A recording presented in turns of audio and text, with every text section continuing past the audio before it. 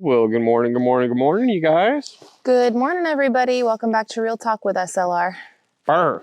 Burr for sure, guys. Burr for sure.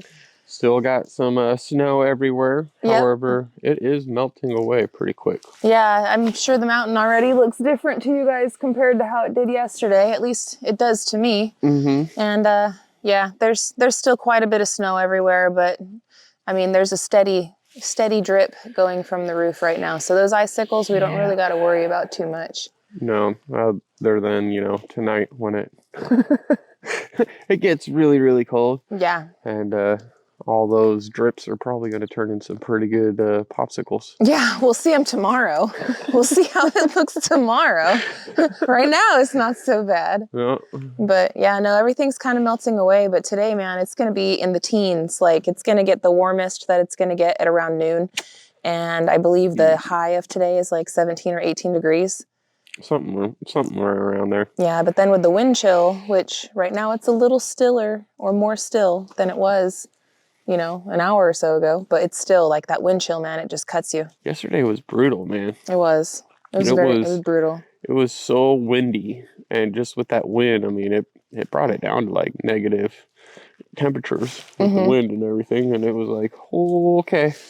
That's that blistery cold. Yeah, when you go outside and like your skin hurts, Yep. That sucks. Okay, yep. I need to bundle up more. Yep. I need to look like Ralphie. But the problem is with me, it's the hands. Yeah. Once my hands get cold, then my feet get cold, and then I'm really screwed. And then I'm like sitting there just, I can't warm up, But I hear you. We're lucky we got the protective clothing and everything, but I swear just they don't make gloves good enough for keeping us warm and keeping the dexterity in your fingers so like you can work and stay warm. At least none that we have found yet. And that's one that I'm like, man, I would really love a good glove that's great for the really cold temperatures, but one where I could actually still use my hand other than just having it just be there like a lawn ornament. But the only gloves that have ever kept my hands warm during winter and not really had any issue was actually snow gloves. But a lot of dexterity in those you're gone. A lot of times those just turn your hands into claws, like you don't get fingers anymore, you got claws. Pretty much. Yeah. So yeah, it's definitely interesting when you think about it in that aspect. I'm surprised that nobody has came up with really good work gloves that don't just disintegrate after working with them for a little bit. Yeah. I'd like to get a nice pair of like electric heated gloves, but the problem is that they don't go down to your fingertips. Like I want to get a nice pair of heated gloves that will actually heat up all the fingers, not just the top of the hand, like how when you shove the hot hands inside your gloves, those help. No. But yeah, no, the tips of your fingers, man, they're always just achy, painful. But so if any of you guys know any good gloves that are still have really good dexterity, but yet really, really warm, definitely put that in the comment section. Yeah, let us know. Because, I want to be prepared for next year. Yeah. Speaking of being prepared, we actually got something that you guys might find very helpful in your preparations. Check this out. Today we're upgrading our home with these wireless interconnected smoke and carbon monoxide alarms from Citadel. A simple but powerful way to add a peace of mind. One of the most important things for any home, especially out here on the homestead, is safety. So making sure that we're protected from a fire and carbon monoxide is top priority. This kit comes with everything you need: the alarms, the mounting hardware, easy instructions. And what I love about these is that they are completely wireless and interconnected. What that means is that if one alarm goes off, they all go off. Whether you're in the kitchen or the bedroom, outside, you're gonna hear it loud and clear. Let's get them installed and see how they work. Installation is super easy.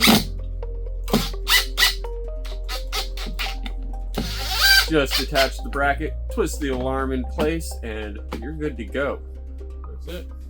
No complicated wiring, no hard to reach battery replacements. Plus, these run a long life battery, so you don't have to worry about constant upkeep.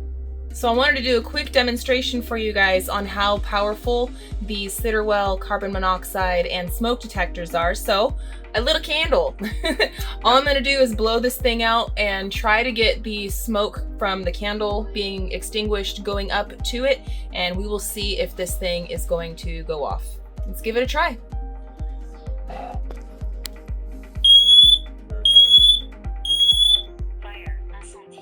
So it works. That thing's pretty dang loud. It'll wake you up, that's for sure. Yeah, and it speaks to you, telling you, hey, fire! And it does it not only in English, but multiple different languages as well. So definitely really, really nice smoke and carbon monoxide detector. Easy to install, and it's a big peace of mind, man. One of the biggest advantages of interconnected alarms is the early warning. If something happens in another part of the house, you'll know right away. No delays, no guessing. And because these detect both smoke and carbon monoxide, you're covered from multiple dangers. Whether it's running our heaters or a silent carbon monoxide leak, you're protected fully in every room. Having a reliable, interconnected alarm system is one of the easiest ways to protect your family and home. And I love that this system makes it simple, wireless, and super effective. If you're looking for an easy safety upgrade, I definitely recommend checking these out. I'll leave a link down in the description below. Also pinned one to the top of the comment section if you want to go ahead and grab some for yourself. We want to say a huge thank you to Sitterwell for sponsoring today's video. Stay safe out there, friends, and let me know, how do you protect your home from fire and carbon monoxide? If you're not using a Sitterwells, you might want to check into that.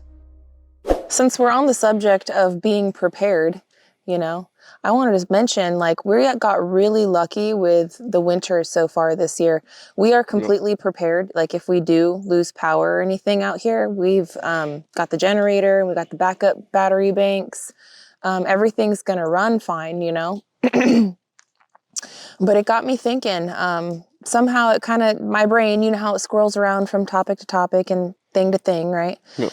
It got me thinking of the great debate, right? The great debate of off-grid or not off-grid and all of that. And the reason why my brain scrolled over to that is because, you know, there's like the big crowd in like the off-grid sphere that like they're always prepared 100% of the time because they are living 100% self-sufficiently.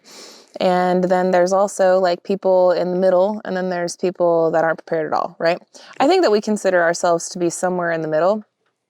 But it got me thinking about like the whole off-grid debate. Because like when we talk to our friends back in like Vegas area and stuff like that, they would totally describe us as living off-grid. You know, like, oh yeah, you know, my friends Mel and Gary, they're out living off-grid, you know, on this big piece of property, building their house and stuff. And like on the one hand, I get it. And I kind of agree with them on that sentiment. But there is a very large crowd of people that would not consider us off-grid because we do have regular like city electricity. And so there's like this umbrella of off-gridness, right? And that's kind of what I was thinking about. And I just thought I wanted to get your guys' opinion on this. Let's bring up this conversation because it's one that we should probably have, especially in like this niched community, right? This is like how I see it. You got like the super hardcore off-grid people. And they're the ones that basically take like a backpack and they go out into the middle of the woods and then they cut down trees and they live in it and become George of the jungle, right? And they don't have cell phones. And no they cell don't phones. Have no internet, even if it's satellite, nothing. Yeah. They're completely and utterly off-grid. Right. And when those, you think of off-grid, that's... And those people would typically not be tapping into any kind of technology, correct. So they wouldn't be filming it. Correct. You know what I mean? Because you got to charge the batteries for the camera. Correct. You got to have a computer to put the stuff on, and the computer, that all is like electricity, so therefore you're tapping into a grid at some point, even if you are creating that grid yourself. Even banking. Yeah. Right? Yeah, banking. Banking could be considered like being on the grid. Correct. In a sense of, you know, you're off the grid where you're not known. Yeah. You know what I mean? Born identity, like off the grid? Correct. I get you. So, that's the extreme deep end. Yeah, of being off grid. But does that mean that that's the only thing that can make you off grid? Yeah, is that like you have to have all of these checks in order to be considered? Or can you only have like one or two of these checks and still be considered?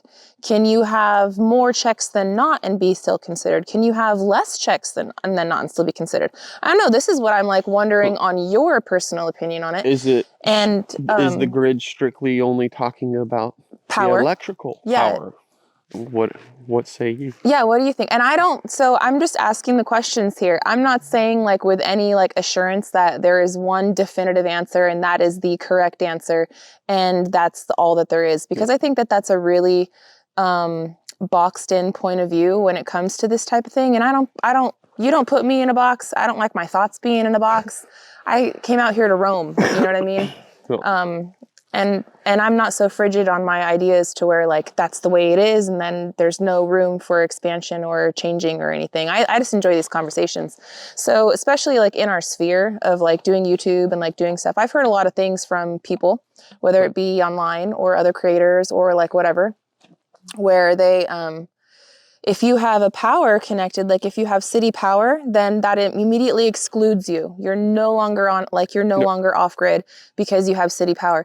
You might have to have satellite internet. You might have to have your own personal well. You might live, 45 minutes out of town and have to still cut down your own wood and everything. But because you do have city power available to you and you tap into that, now you're no longer on grid. Well, I disagree.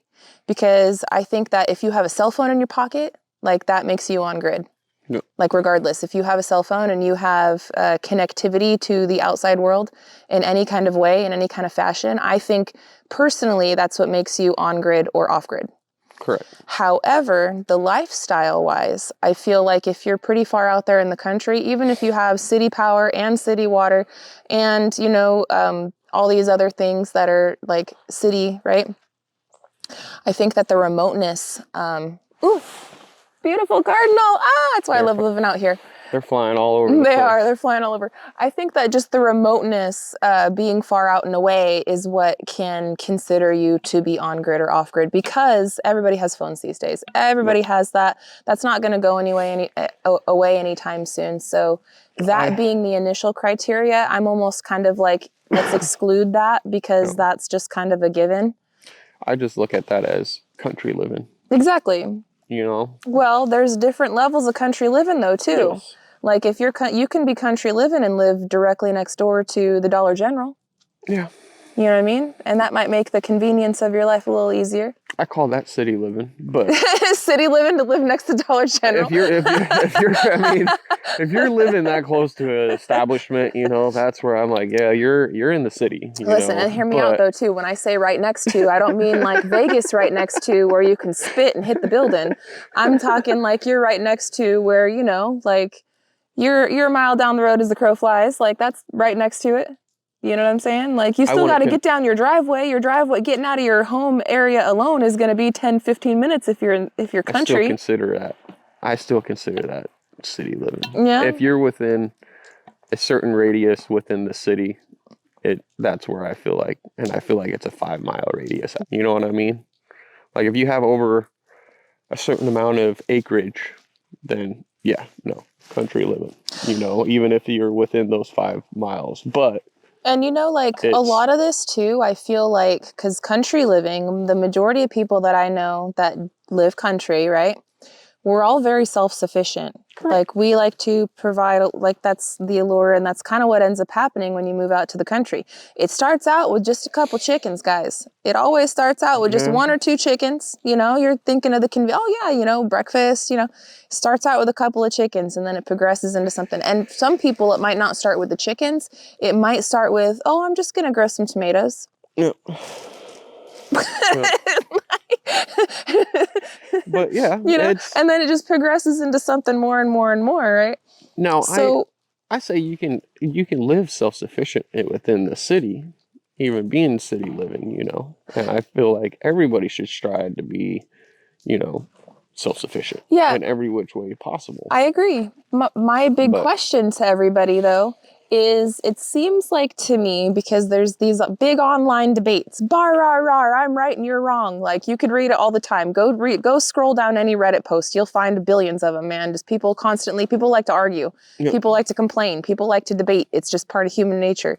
And I'm not trying to debate y'all. I'm literally just trying to listen. I'm trying to give y'all a platform to let me know what you think. I'm trying to just hear out the conversation of our audience, because I could see where the conversation goes with like other people, like I said, like on Reddit and this and that and just other areas. Scrolling, you know, you read you see something cool, you read the comments and you're like, wow, I can't believe that caused an argument, but it did. The internet's being the internet.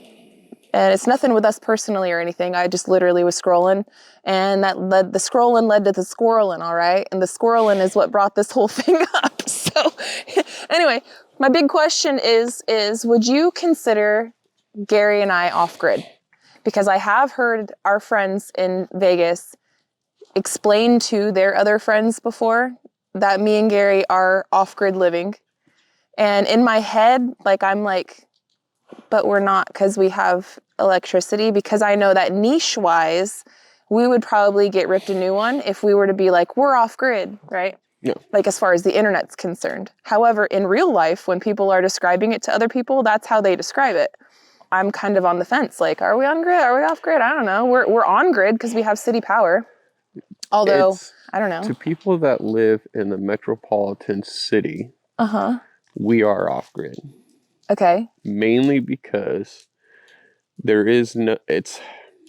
I don't consider metropolitan areas as city living. What do you consider it as? I consider that as like a urban development, like, which is city. Well, yes, but it's different. Like, let's put it into perspectives this way. Okay. So Las Vegas, it's metropolitan. You can go anywhere and get anything 24/7. Yeah. 24/7. Let's look at Fort Smith. I consider Fort Smith in the mix of urban as well as like city living in that aspect. Mainly because it is so dispersed and things do close and it's not a 24/7 town. Yeah, you but see what I'm saying? You're jaded because we grew up in Vegas. Most places are not 24/7 towns. But if most places have a 2 a.m. call time. Yes, but a lot of, in that aspect, right? Most places have a 2 a.m. and the town shuts down. Even New York, I think, closes down at 2. Correct, in certain aspects, but no. Like, there's still places that are open. And there's still places that are, like, going. You know what I mean? Like, look at Little Rock. There's a lot of places that are open at really odd hours, 24/7. And you can get Grubhub and you can get, like, all these other things delivered to your door 24/7 in Little Rock. You see what I'm saying? Whereas Fort Smith, you're not going to really be able to do that. That just is based on population density, though, babe. Well, yes, but that's where it all comes into play. We're out here in the middle of nowhere where the population is very, very dispersed. You see what I'm saying? And the second that you end up getting a huge place, that's why metropolitan places are a lot different than smaller towns or smaller cities and whatnot like that. See what I'm saying? Yeah. Whereas, like, so you're saying in comparison to that, we're off grid? Correct. Well, people in their mindset, because they've lived in metropolitan cities their whole life, they're looking at it like, oh yeah, they're off grid. Because we don't have the amenities in the sense of like everybody else out there. So do you think that, like, no matter where somebody is in the world, that there's always going to be that forever sliding scale of off-gridness? Correct. Because, like, in certain countries and in certain areas, and depending on, like, your perspective of that, of where you live, might seem like the scale's tipping further, where, like, people in Fort Smith would not look at us like we were off-grid. Correct. They would look at us like we're just country. Correct. Right? Even though Fort Smith is country too. Correct. But we would just be like, oh, y'all are country. Where Correct. like Vegas, they're like, y'all are off grid. Correct. Whereas like Little Rock people, if they lived in the metropolitan city, they'd probably look at us like, yeah, you're all are off grid. In Little Rock, you think Yes. they'd call us off grid? If they lived in a metropolitan area Like for in their the whole middle. life. Yeah. You know, and like a lot of people that live in a metropolitan area, they live in metropolitan areas. You know what else I'm noticing too, though? This is just an observation, you know, since we moved to the South, this lifestyle is so much more common. Correct. And out there. Than out there. So it's not until you get into, I think like everybody's country out in the South, man. We all country out here. But until you get out into like, say, let's bring up Ely. Okay. You know, Yeah. when you get out to Ely, it's a completely different. Everybody tends to do the same thing. Yeah, and it's the same kind of lifestyle, just It's different country geography. living. Correct. Like landscape. And they're not going to look at us like as if we're off grid because we got like, power. No, they're like, you guys got power and you guys are country living. Like that's just what it is. Yeah, out in Ely, in certain areas of Ely though, man, they are different hardcore in it. Correct. But in the desert. It's that's where I look at it in that aspect. So it's like I can't deny anybody of their opinion. No, it's an opinion. Like There's no right or wrong. It is what it is. Yeah. My opinion, I'm not off grid. Listen, opinions are not facts. Living. Opinions are not facts. Correct. So it's okay to have differing opinions. One day I would like to have the off-grid setup in the sense of like solar battery banks and make it to where we could live off-grid completely and not have the power. The self-sufficiency. The self-sufficiency of it, right? Mm-hmm. But yet we're going to have power because why not? Yeah. I will say this, like we don't, like when we were living camp life, we had to run the generator, right? And so that was gasoline and we didn't have any kind of like solar setup or anything. And even though we started getting some solar battery banks and we started getting ourselves set up, it still wouldn't like how fast it would charge versus how much we would use. It wasn't fast enough to maintain our lifestyle like that we wanted with raising 3 kids and stuff. So it will definitely. Living is not cheap. No. And that's what I was going to say is like when we were doing it before, like people look at it and romanticize it, right? Like, oh man, it must be. It's so nice. awesome. It's so cool, you know? It's like, nice look, it is nice. It is cool. But unless you have that. Some people don't understand that established setup. Yes. But right? Because we don't understand the amount of cost to run a generator and these things to run, you know, it's expensive. Mm-hmm. To be able to have our whole house have the solar and the battery bank and all that kind of stuff to be able to run everything, it's over $30,000 for that. Like, it's not cheap. And then to be able to run gas, it's not cheaper than running electric. Yeah. I'm just saying, like. And the way that you make it make sense is like, okay, if you're going to spend that much money on the power, like how many years are you going to get that? And you take that total dollar amount and you divide that by how many months are in those years. And then you divide the total by those months. And then you figure out what you're spending per month on being self-sufficient. Correct. And sometimes when you do that math, you figure out that grid power is cheaper. Correct. But the upfront cost is. Yeah, the upfront cost. Is ridiculous, and it takes a while for you to reimburse yourself. In some situations, though, and depending on your power needs and your family size and everything, it is a lot more affordable to not connect to the grid power because if depending on where it is and how easy is it going to set up, sometimes when you hook up to the grid, man, they want tens of thousands of dollars to connect it to your pole to give you a transistor or whatever the heck it's called. No, it just depends on how far away you are. Yeah, it's all these things are variables. But anyway, I'm sorry, guys. I squirreled off on a whole different topic of conversation. I don't even know why I went there. It's because we were thinking about being prepared and stuff. And I was talking to one of my friends right before we got this storm. And they were like, are you guys going to be okay? I'm like, yeah, shoot, man, we're good. We're prepared, you know? We're good. Our fiber's running. We got power running. Mm-hmm. Nothing's gone out, thank the Lord. And hey, and if it did, we are totally seasoned for that. To do it. But it's been a really good year this year. I just was wondering, because again, the topic of conversation about, on grid, off grid, we were having that conversation like while they were asking us about, are we ready and all this and that. And I don't know, I've seen the debate on both sides. No. And I don't feel like there's any particular right or wrong answer. I feel like it's an opinion. So I don't know. What do you guys say? What do you guys have to think about that? Let me know. Drop it down in the comment section. And kudos to all of those out there that are like, you know, attempting it and going out there with the backpack and some hand tools and making it happen. No. But if you see it online, I'm just gonna say that. No. Anyway, I'm getting cold, guys, and I want another cup of coffee. We have a video coming out on Simple Life Reclaimed for you guys today. Just some updates. Honestly, you guys know we're kind of in the middle of doing stuff. Gary's still using all of that brain power, getting everything studied and making sure that all these other orders and things that we got coming down are coming. We've been taking advantage of the snow time. God is telling us, hey, here's some snow, slow down. So we're listening. No. And I ain't climbing up on no ladder right now. I'm just saying that. No. We have a lot of other things that have been needing our attention, and we've been directing our attention towards that. No. However, I do have a video coming out on Simple Life Reclaimed for you guys today. I'm going to try to have it live on our channel around 2 o'clock. So notifications turned on, and I hope that you guys enjoy it. It is going through some of the different things that we got going on around here.